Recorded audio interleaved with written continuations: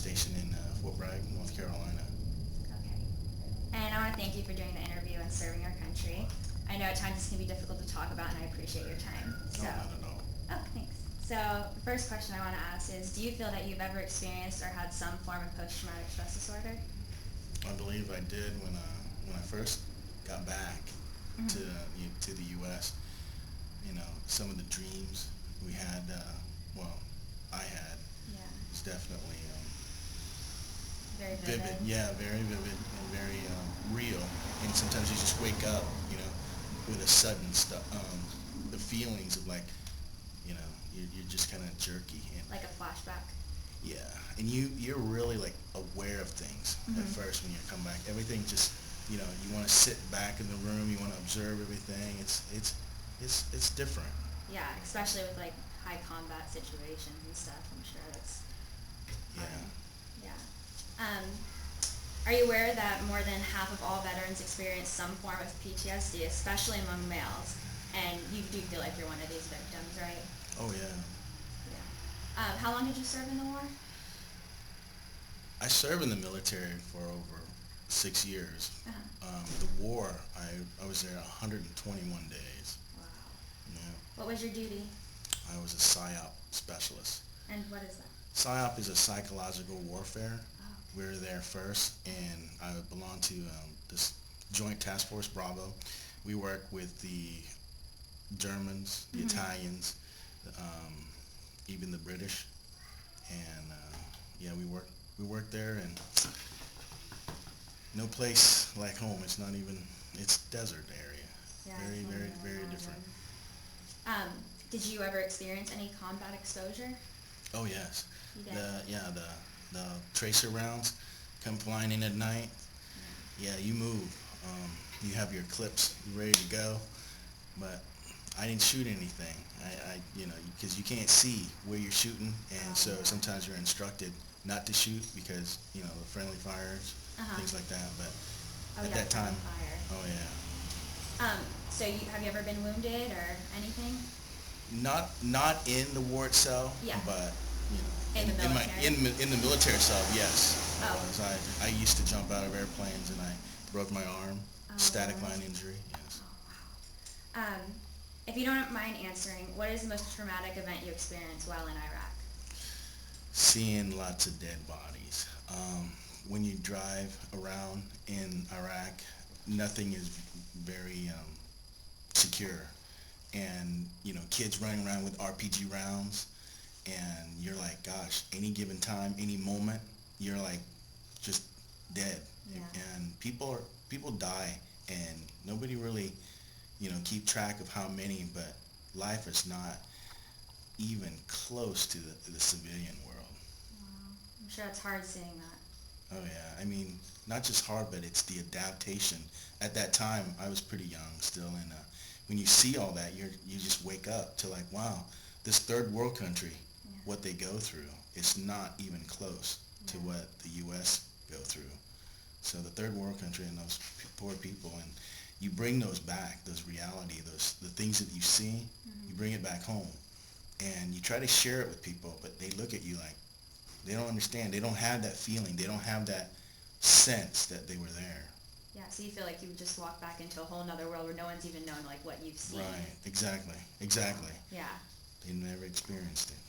So to this day, do you ever have flashbacks of a reoccurring event that affected you?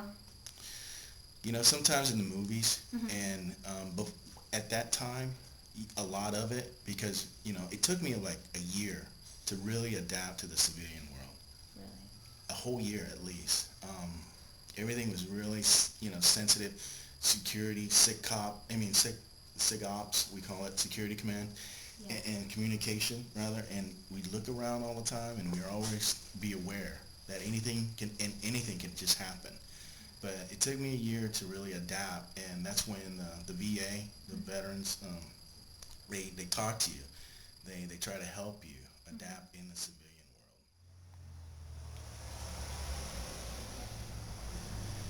world. All right. At what point in your life did you feel you were experiencing some forms of PTSD? At what point in my life? Yeah. When I first got back from the war, the dreams, the fact that I start packing things like having a flag vest on and just kind of like being really alert and trying to, you know, it's the sense, it's the what you're trained to do then and what you do at home. It's two different things. Here you live. Over there you're really like you need to be aware of the situation, what's going to happen, and you're just so aware of your surroundings that you protect yourself.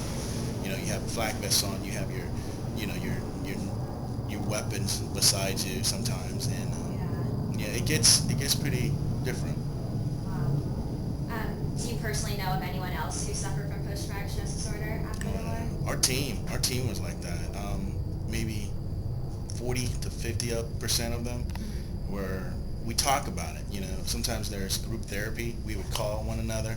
We talk about the situation that would happen. We said, oh yeah, we remember that. We remember about this kid. We remember about this doctor. We remember seeing the bodies on the roads, and we remember our situation. We talk about it, saying, man, that was real. And you're still dreaming about it, and you're just like, yeah, unfortunately, but it takes a lot of time. It takes a Yeah. lot of time to, and every now and then when you see it on the movies or something, it just you start thinking back. It brings you back. Oh yeah, it brings you back. Yeah. After returning from the war, did you receive any type of help or support for these conditions that you might have had? Oh, definitely. Fort Bragg, North Carolina, we the the support we had with the veterans in the hospitals and our unit, they're very supportive. We went through the psychological, like brain-wise. They talk to you, they give you classes, they give you checkups. We were taken care of, and I know some of them have, but none of us really want to. But our commander would say, "No, you go. Mm-hmm. You go to these classes. You make sure you're okay." Yeah. So, So you feel like you had adequate support and that the military provided these things oh for yes, you? oh yes, I Okay. do. Um, did the treatment that they did give, did it definitely help with coping with the reoccurring situations? You know, it helps, but it doesn't erase the Yeah. memory. So the answer is more like, sure, yeah, it helps, Mm-hmm. but it doesn't erase it. It's like you never forget. Right, It just helps exactly. you deal with it. Right. Is there anything else you want to add or talk about? Kids out there, they should appreciate the veterans. They're Mhm. out there giving their time, Yes. giving all their effort, giving their lives. Like the song says, freedoms is not free. That's very true. Well, thank you so much for speaking with me and helping me understand one-on-one exactly what it's like to be in a war and deal with things after. And I'm sure everyone's going to really love hearing your story. So I don't thank you. know. It was nice Oh, no talking to problem. you. Thank you.